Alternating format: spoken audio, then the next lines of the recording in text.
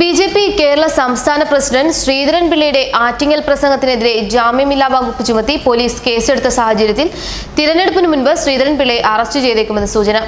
BJP. Kerala സംസ്ഥാന president Sreedharan പിള്ളയുടെ ആറ്റിങ്ങൽ പ്രസംഗത്തിനെതിരെയാണ് ജാമ്യമില്ലാ വകുപ്പ് ചുമത്തി പോലീസ് കേസെടുത്തത്.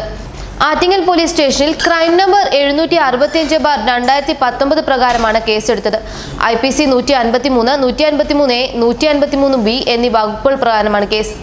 ജാതിയുടെയും കലാപം സൃഷ്ടിക്കുക, രാജ്യത്തിന്റെയും അഖണ്ഡത തകർക്കുക എന്നീ വകുപ്പ് പ്രകാരമാണ് കേസ് ചാർജ് ചെയ്തത്. ഇതുകൂടാതെ ഇലക്ഷൻ കമ്മീഷനും കേസെടുത്തിട്ടുണ്ട്. ആറ്റിങ്ങൽ പോലീസ് ഓഫീസർമാർ ഈ സംഭവത്തിൽ കേസെടുത്ത നടപടിക്രമങ്ങളെ സംബന്ധിച്ച് ഏപ്രിൽ 22-ന് ഹൈക്കോടതിയിൽ രേഖാമൂലം അറിയിക്കും. പരാതിക്കാരനായിട്ടുള്ള വി ശിവൻകുട്ടിയുടെ മൊഴി ആറ്റിങ്ങൽ സർക്കിൾ ഇൻസ്പെക്ടർ ഇന്ന് രേഖപ്പെടുത്തി.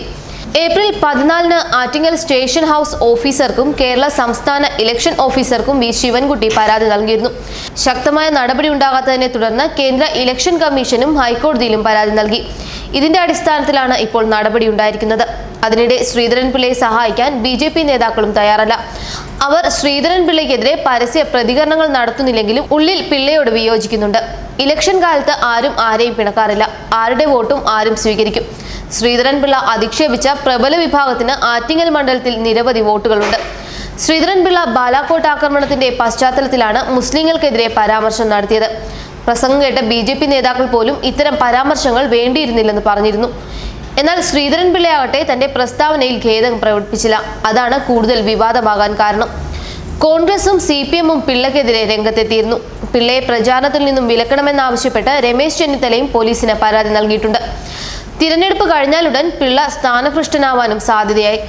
ലോക്സഭാ തിരഞ്ഞെടുപ്പിൽ പത്തനംതിട്ട സീറ്റുമായി ബന്ധപ്പെട്ട് പിള്ള ഉയർത്തിയ കലാപങ്ങൾ ഇതുവരെ കെട്ടടങ്ങിയിട്ടില്ല. സുരേന്ദ്രന് പകരം പിള്ള മത്സരിക്കാൻ ശ്രമിച്ചിരുന്നു. എന്നാൽ കേന്ദ്ര നേതൃത്വം ഇടപെട്ടാണ് അന്ന് അത് ഒഴിവാക്കിയത്.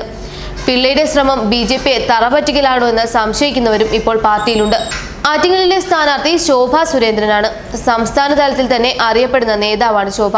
അങ്ങനെയുള്ള ഒരിടത്ത് ഇത്തരമൊരു വിവാദം നിർഭാഗ്യകരമാണെന്നാണ് ബി.ജെ.പിയുടെ വിലയിരുത്തൽ. അതേസമയം തിരഞ്ഞെടുപ്പിന് മുൻപ് പിള്ളയെ അറസ്റ്റ് ചെയ്ത് ബി.ജെ.പിക്ക് സഹതാപം ഉണ്ടാക്കണോ എന്നും സർക്കാർ സംശയിക്കുന്നുണ്ട്. ന്യൂസ് ഡെസ്ക് മലയാളി വാർത്ത.